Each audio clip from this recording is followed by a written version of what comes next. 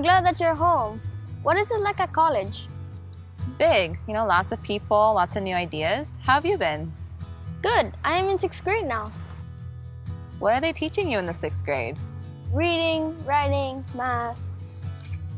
I'm learning about fractions now. Oh, of course, science. That's what I'm studying at college. What are they teaching you? We are learning about the water cycle, how plants use sunlight for energy, lots of things. I also talk a lot about climate change.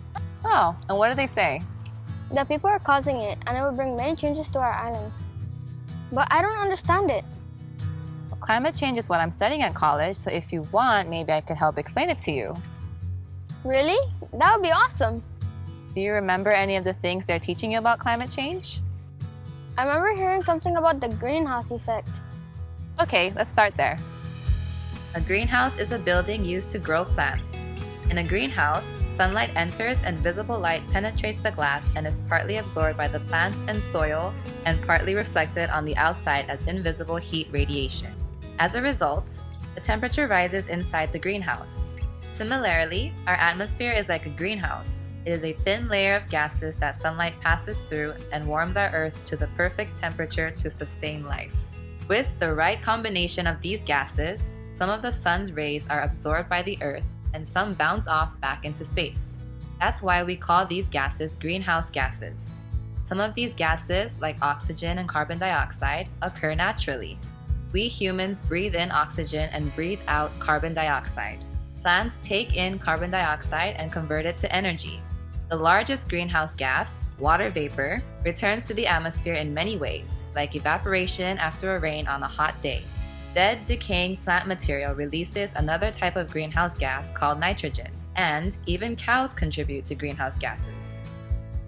It's funny, but it's true. They expel a gas called methane as they stand in the field all day eating. These natural gases are important in regulating the Earth's global temperature and sustain all life. Then why are greenhouse gases bad?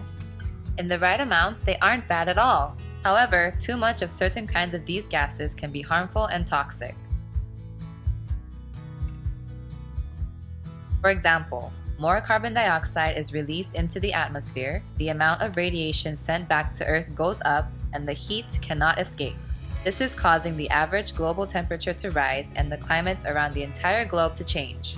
Although the Earth has warmed and cooled over very long periods of time, the extra greenhouse gas emissions that human beings are creating are the highest in recorded history.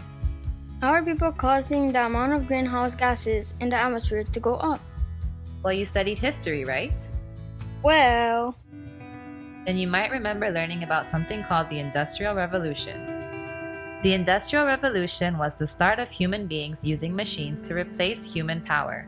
And most of those machines, steam engines, internal combustion engines like in cars, electricity for our homes and workplaces, run on fossil fuels.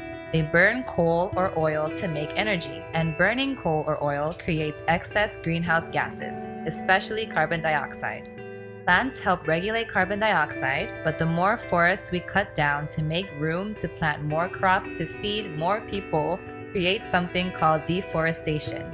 And the world population continues to grow so fast, placing more demand on natural resources like fuel for their cars and food to eat. The combination of these factors contributes to more greenhouse gases.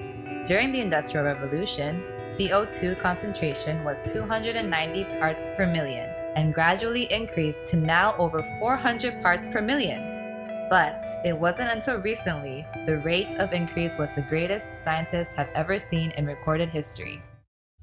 Some ways we can detect a changing climate are hotter air temperatures, hotter sea surface temperatures, changes in rainfall, changes in storm patterns, and a rising sea level.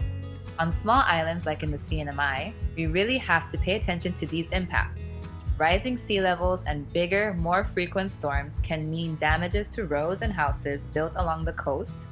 Rising sea temperatures cause changes in coral reefs and fish habitat. All of this can threaten our culture and our economy.